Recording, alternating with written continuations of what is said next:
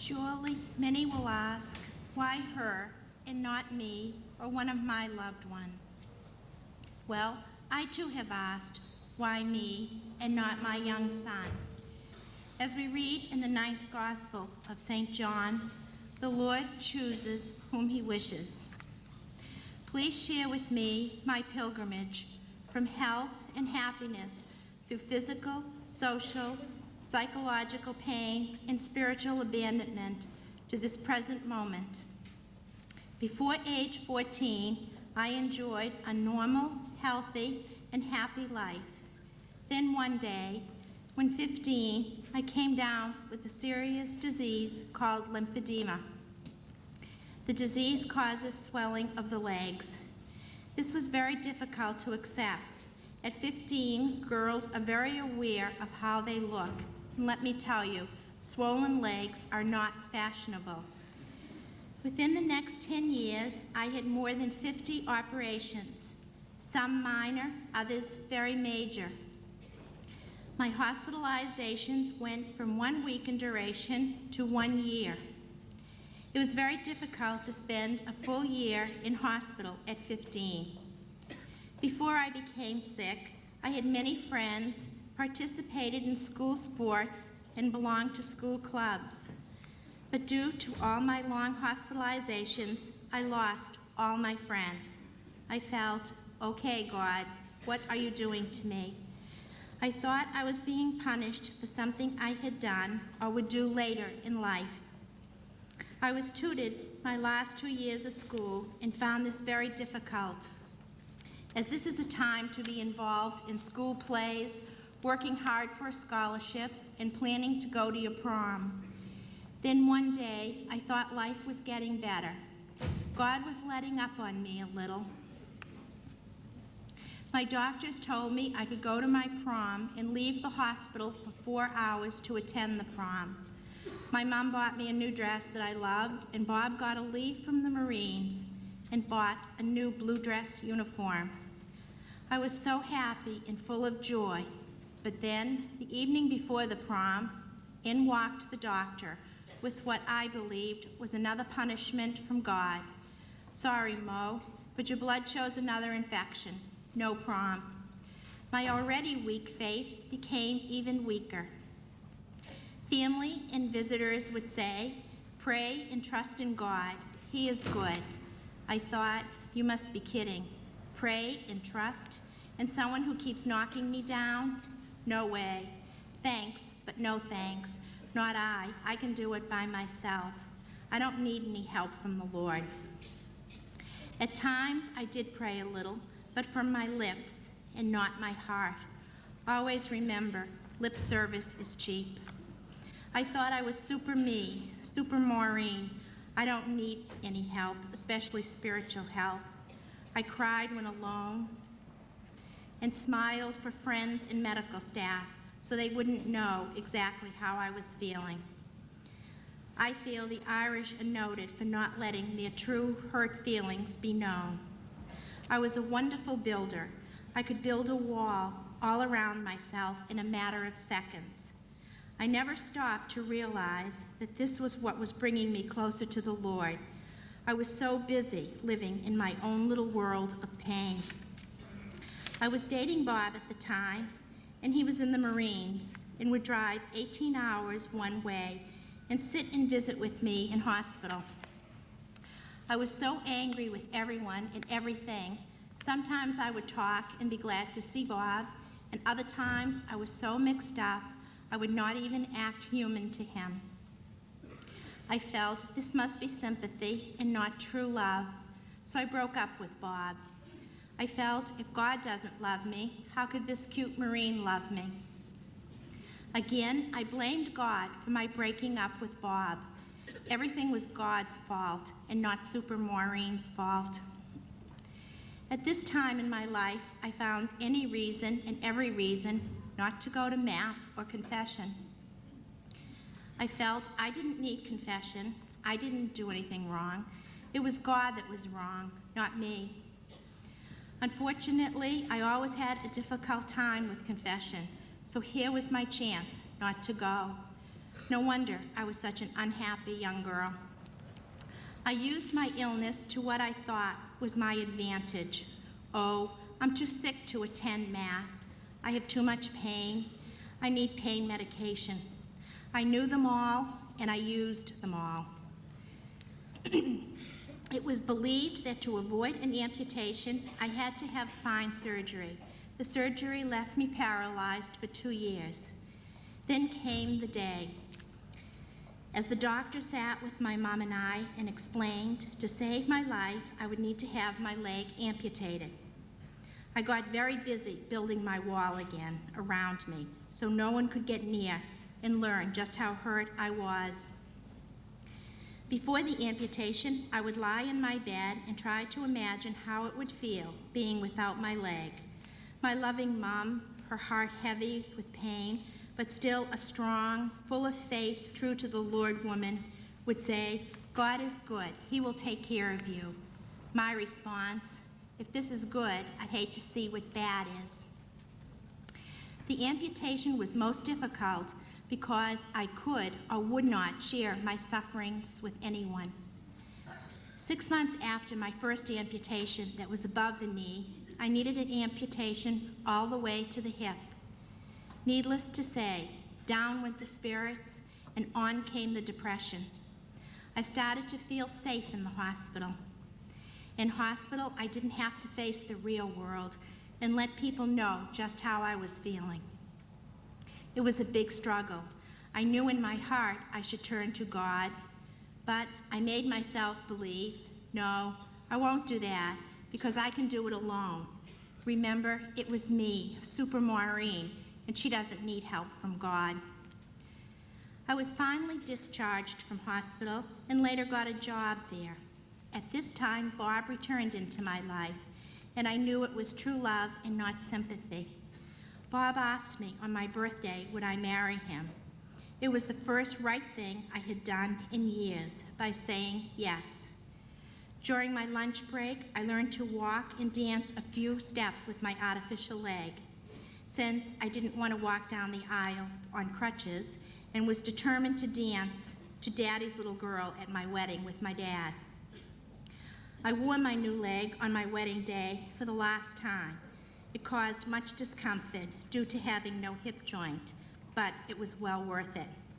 4 months after our marriage, I had a miscarriage, and we were told our chances of ever having a child were slim. Okay, God, another punishment. I became very depressed, and when I was hospitalized for my leg, I was happy. Pain medicine? Sure, I'll take it.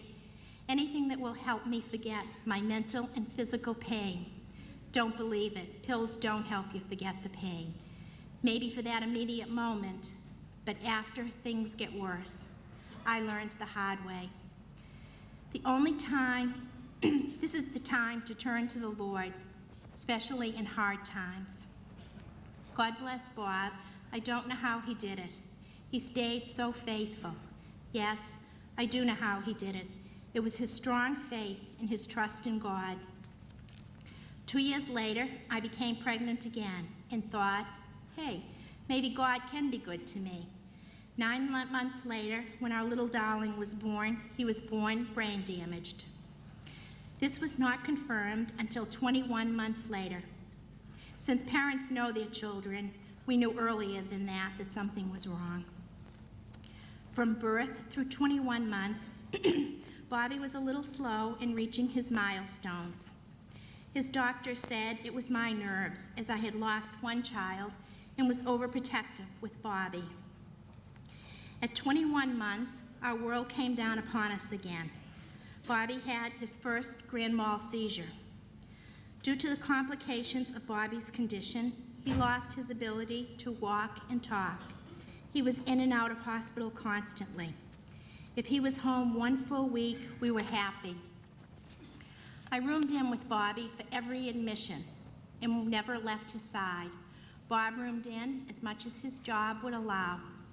It sure must have been difficult for Bob to go to work each day with Bobby so sick. Again, lack of trust. I felt I was the only one who could take care of Bobby. Not even his dad could do the job to suit me. I roomed in with Bobby for 5.5 months, and never once did I go home, even to cook a meal for my hard-working husband. But as always, never a complaint from Bob. Bobby had a ragdoll appearance and was comatose for 5.5 months. It was very difficult to sit and watch your only child die in front of you, especially when you could or would not turn to God for much-needed help and strength, and knowing that you could never have any more children. Bobby was admitted on his 6th birthday to the hospital, weighing 35 pounds, and discharged 5.5 months later, weighing 18 pounds and being tube-fed through his stomach. The doctors suggest that we place Bobby in an institution, but no way. We wanted our beautiful, love-filled little boy home with us. So home we went. As Bobby and I would say, we travel as a family. When you get Bobby, you get Mom and Dad when work would allow. There's much suffering involved, but to be the parents of a handicapped child is such a blessing and a gift from God. We have learned so much from Bobby: love, joy, peace, and yes, forgiveness. We could never measure the love that Bobby radiated to all who met him. My lymphedema was getting worse, and I was in the hospital 7 times that year. Again, I would hide in the hospital. I took all and any pain medication that I could to help, or what I thought helped, me through this difficult time. I still had a hard time believing that prayer was the answer. I started to have seizures due to the stress and depression. It was very difficult, as I was not in control when I would be having seizures, and Super Maureen needed always to be in control. During this time, I was on very strong pain medication, antidepressants, and seizure medications. A combination of all these drugs made me into a walking or staggering zombie. I thought all these pills would help, but no way. They only made things get worse. God was the only help possible, but I couldn't see that. To me, God was still a no-no. Bob was a saint to have put up with me. My leg was so bad that I had to make a serious medical decision. It haunted me. Was it the wrong decision? Since this decision was life-threatening, I didn't care if I lived or died because I was so discouraged. After I made this decision, I didn't want to live. What other choice did I have? To live bedridden for the rest of my life, or risk being on a drug that threatened my life? Yes, this decision allowed me to live some kind of existence with my family, but at what cost? I needed to forgive myself, and to this day, I'm still working with my spiritual director on forgiving myself. It's not always easy to do, to forgive ourselves. We are our own worst judges. God is full of mercy, and we at times forget that. Thank God for good priests, for they keep reminding us of God's mercy, especially in the sacrament of reconciliation. Well, one evening, Bob went to see the first movie on Divine Mercy in Sister Faustina and was convinced of the mercy message. He came home and tried to share this with me, but I wouldn't listen. I wasn't interested. Bob didn't push me. He just sat back and prayed. Please remember this sentence when Bob speaks later. He just sat back and prayed. Bob received what he terms a collect call from God to take his family to the tomb of Sister Faustina. Bob will elaborate on this. Bob contacted Father Seraphim, the vice postulator from Stockbridge, and set up an appointment to meet with him. This was the first time that I had learned of this collect call. I was in hospital up to the day before we left for Poland, and boy, was I glad. I didn't want to go, so far from home, with a priest that I was then afraid of, and a husband that I thought was turning into a religious fanatic. Bob spoke with the doctor, and they told him, if Maureen's leg continues to follow the same course as it is now, she will lose her remaining leg soon. So he gave me a courtesy discharge from the hospital so that I could go to Poland. As the doctor said, with no legs, Maureen won't be going on any trips. I was discharged from the hospital the day before the trip. I tried everything not to go, but then realized for the sake of my marriage, I should just stop complaining and go.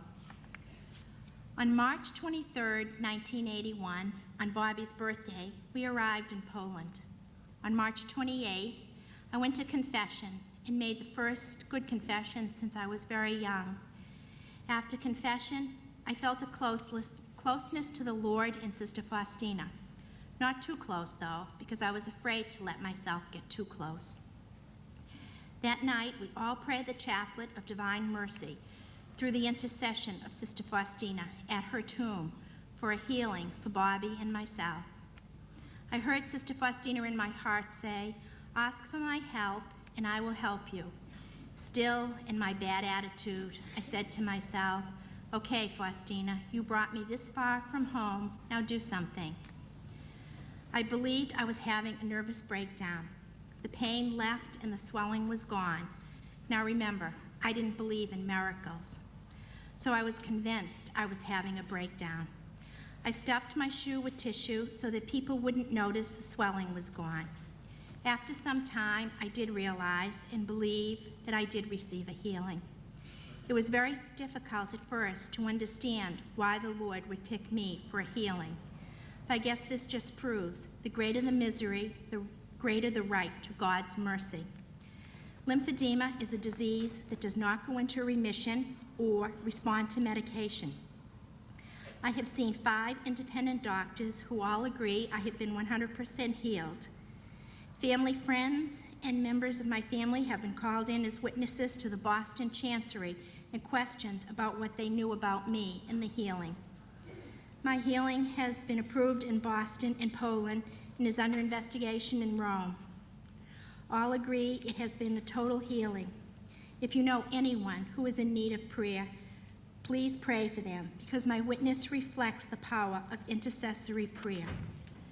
Life is so different now, being close to the Lord. Even with the loss of Bobby, we can understand that out of this loss and suffering, much good has come and will continue to come. Each day, I still work at staying close to the Lord. It is something I need to continually work on. Our darling Bobby's vocation in life was different. Bobby received a partial healing for 3.5 years. Bobby was off all medications, won a gold and silver medal in the Special Olympics, learned to ride his bike. Then Bobby had a bad turn. Bobby went to the Lord on May of 1991. Fathers Joe and Father Seraphin, who both have known Bobby since he was a little boy, were with Bob and I, the day Bobby went to the Lord. In fact, it was on Father Joe's ordination to the priesthood that he celebrated Bobby's funeral mass. Father Seraphin had spent much time with Bobby before his death. Father Joe would come and visit with Bobby, and during these special times, just sit and listen and talk to Bobby. Once Father Joe was the first person that Bobby told he knew he would be meeting the Lord soon. Once Father realized Bobby would be meeting the Lord soon, he was able to prepare Bobby and put him at peace. On Mother's Day, Bobby put his thin little arms around my neck and said, "Mom, I have something to tell you. The Lord will send his son Jesus to take me to heaven soon. Don't be afraid or sad." Then Bobby called his dad in and told him the same thing. Thanks to Fathers Joe and Seraphin and Bobby's faith, Bobby was never afraid to meet the Lord. Father Joe's work is still going on as he is helping Bob and I now through this very difficult time of bereavement. Please, don't let yourself get as low as I did before you turn to the Lord. He's always there for us. No sin, especially trying to avoid the Lord in our life, is too great a sin for the Lord to forgive. As for confession, the greatest miracles take place there. There we can find peace, love, joy, and most of all, forgiveness. Thank you.